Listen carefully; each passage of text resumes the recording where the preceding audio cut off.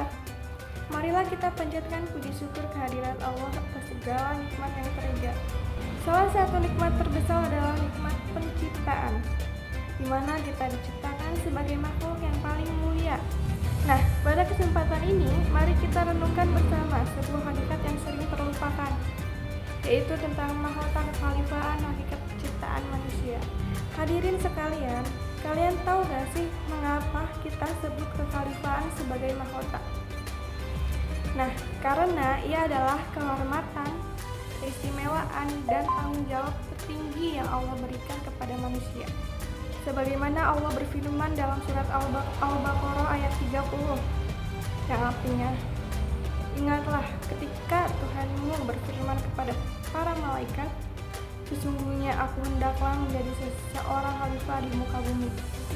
Nah, ayat ini menunjukkan bahwa sebelum bumi ini didirikan, telah ditetapkan bahwa manusia adalah wakil, pengelola, dan mendataris Allah di dunia.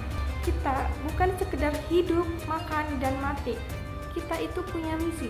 Mahkota kekhalifahan memiliki dua permata yang harus kita jaga. Nah, yang pertama, tugas keimanan, hubungan dengan Allah. Manusia adalah Abdullah, hamba Allah. Kekhalifahan kita tidak akan sah tanpa pengabdian total kepada Sang Pencipta. Sebelum kita mengelola bumi, kita harus mengelola hati kita, memastikan bahwa setiap langkah, setiap keputusan, dan setiap tindakan kita dilandasi oleh iman dan ketaatan kepada syariatnya. Kita adalah khalifah yang harus menegakkan tauhid di muka bumi. Nah, yang kedua, tugas pemakmuran, hubungan dengan alam dan manusia. Manusia adalah khalifatullah fil ardh, wakil Allah di bumi.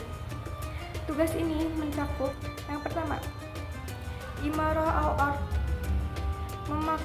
memakmurkan bumi.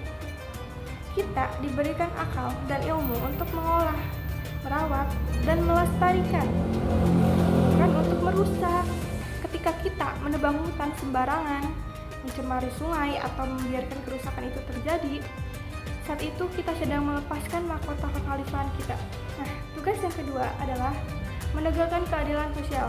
Khalifah bertugas memastikan hak-hak sesama manusia terpenuhi. Keadilan harus ditegakkan di rumah, di tempat kerja, dan di tengah masyarakat.